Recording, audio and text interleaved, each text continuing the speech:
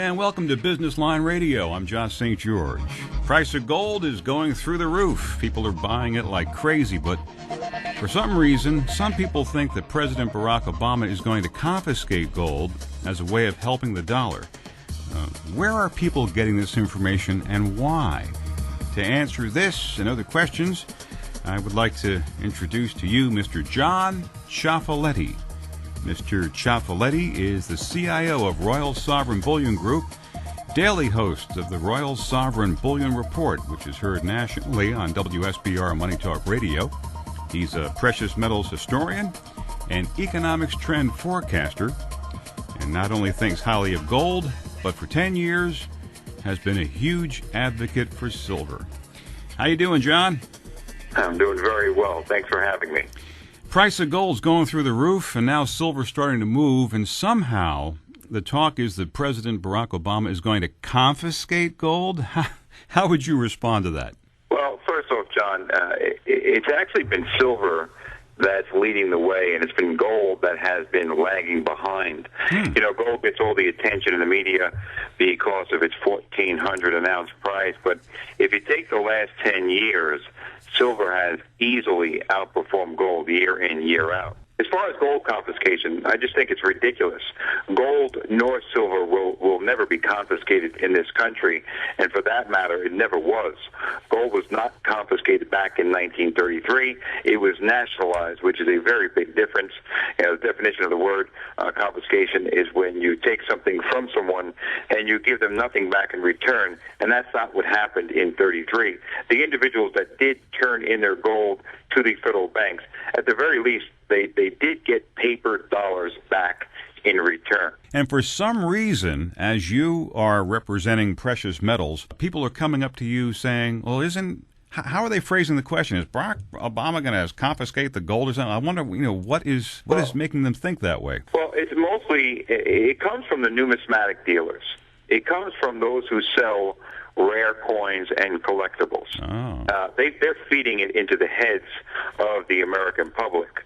You know, under the executive order of 6102, which was in 1933 when gold was nationalized, the only gold that was exempt was rare coins or collectibles. So numismatic dealers are using that in their sales pitch to try and sway individuals from purchasing street bullion, which carries a significantly less premium to the spot price than rare coins. Mm-hmm. The typical markup for a numismatic coin is 35 to 40%, which I find is ridiculous. You know, how are you supposed to preserve your wealth when you're starting out with a 40% loss? And when hyperinflation hits, and believe me when I tell you, it's going to hit, no one is going to care what year your gold was minted or what condition it's in. They're only going to be judged by its weight and its fineness. Okay, so the numismatic... By the way, I just want to back up for a second. For those who are new into gold and silver, the definition of numismatic versus rare coins, are they the same or different or what? Yes, that's the same. Numismatic is the fancier term for a rare coin or for a collectible. Just because you may have an old coin, it does not necessarily mean it's going to increase the value of the price of gold, or is that some other kind of marketplace going on? An ounce of gold is an ounce of gold. Right. And obviously, you're going to get these dealers that are treating now these numismatics as being, rare pieces of art, mm-hmm. which is fine when the world is okay, when the economy is going very strong. But like I said earlier, when all hell breaks loose, when the economies collapse, you find less and less premium to these types of assets. Mm-hmm. All right. Thank you very much for clearing that up. So the bottom line is Barack Obama is not going to confiscate gold. No. All right. Can we go back into the history a little bit? Why did FDR break the dollar off from gold? Well, when FDR came into office in 1932, he did inherit a mess. Yeah. We were 3 years deep into the Great Depression, and he wanted to basically adopt the same system we're adopting today, which is the printing of money, the creation of massive debts, throwing it at debts to try to get your way out of that situation. And unlike today, You weren't able to do it in 1932 because we were on the gold standard. Yeah. And for every dollar that he wanted to print, he would have to have the gold, which therein lies the nationalization, trying to take gold and have the individuals putting it into the federal banks. So gold was legal tender in 1932, and it prevented him from printing money or printing a large amount of money. And today, we don't have these problems. Today, the printing presses are open 24/7. So everybody seems to blame FDR for this fiat currency situation when, in fact, it just might be Richard Nixon. Well, you know what? I think it goes a little bit further than that. Obviously, it starts with the Federal Reserve, which was created in 1913, and that's where it began. And Richard Nixon is responsible for taking us off the gold standard. You know, basically, at that time in 1971, he was getting a lot of pressure from France and the United Kingdom to redeem dollars for gold. Yeah. And we were, at that time, heading into a recession due to the financial stress that we were experiencing from the Vietnam War. Inflation was on its way.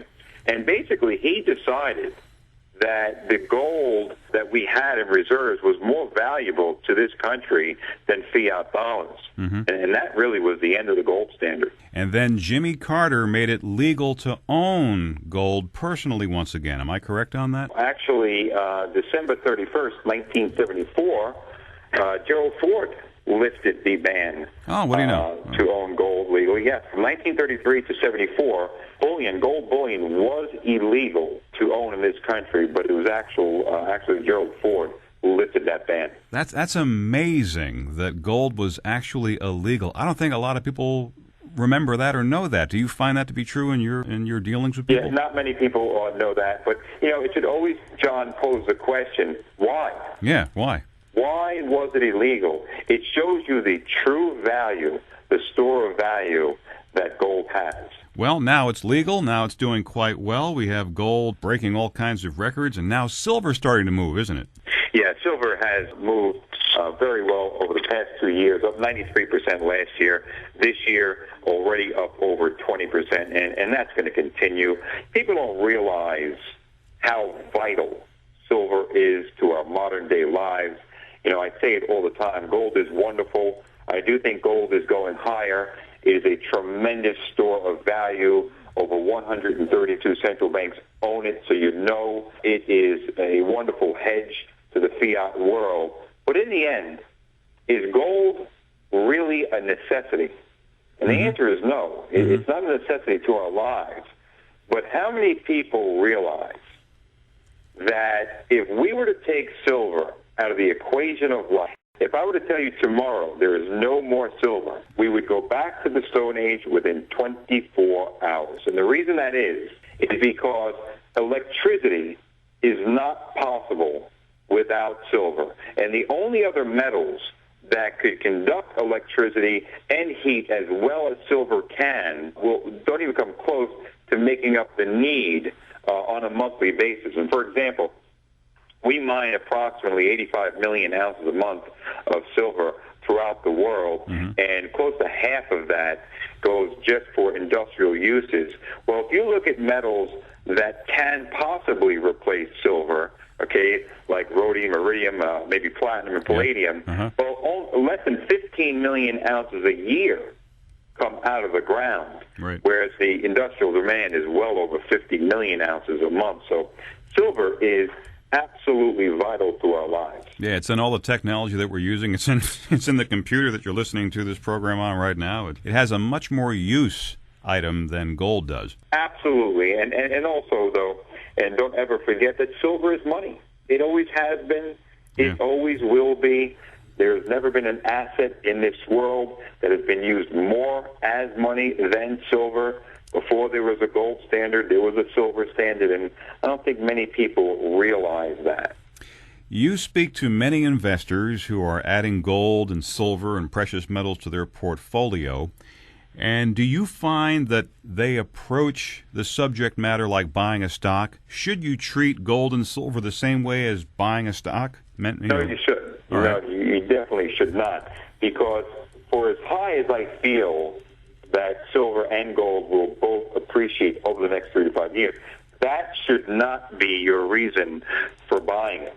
The reason you buy physical gold and silver is because for 6,000 years, it always retains its value.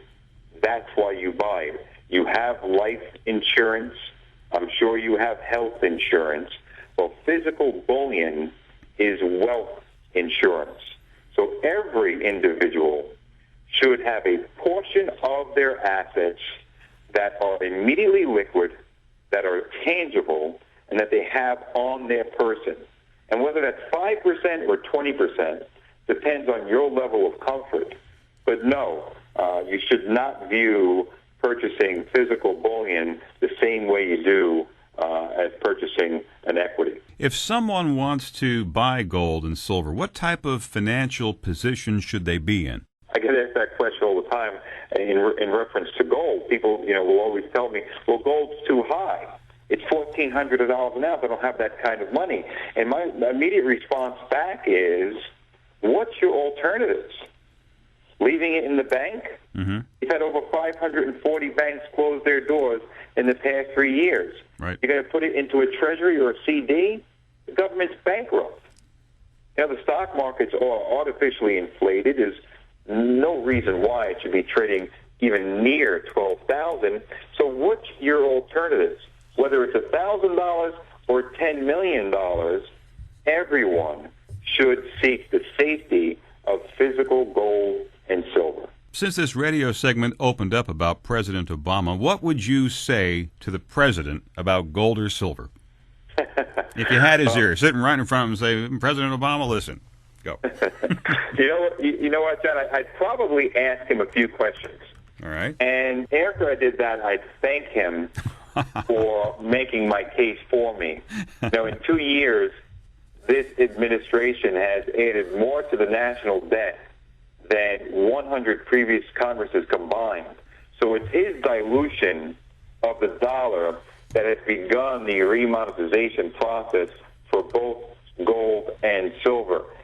Physical gold and silver have always had an inverse relationship with declining currency. So it's his actions that make you realize the reason why our founding fathers clearly stated in the U.S. Constitution that only gold and silver are to be used as legal tender. Yeah. They saw him coming, and that was one very smart group of men. I had the pleasure of attending one of your seminars, and you mentioned that some states have some proposed legislation to remonetize the currency with a precious metal. Yes, that's correct. And actually, that number now today is up to 12. And there's one state that has begun the process, and that is the state of Idaho. This year, you could actually pay your state taxes. You can pay your state taxes in silver bullion, whether it be coins or bars. And what does that tell you? That tells me that silver is money. Definitely so. Well, John, I want to thank you so much for being on this segment of Business Line Radio, and we look forward to speaking with you again in the future. Oh, I really appreciate you having me, and anytime, John. You're right there. That's John Cioffoletti, and Mr. Cioffoletti is CIO of Royal Sovereign Bullion Group. You can hear him every weekday nationally on WSBR Money Talk Radio, and you can access the show online at the Royal Sovereign Bullion website, and their address, rsbullion.com. So thank you.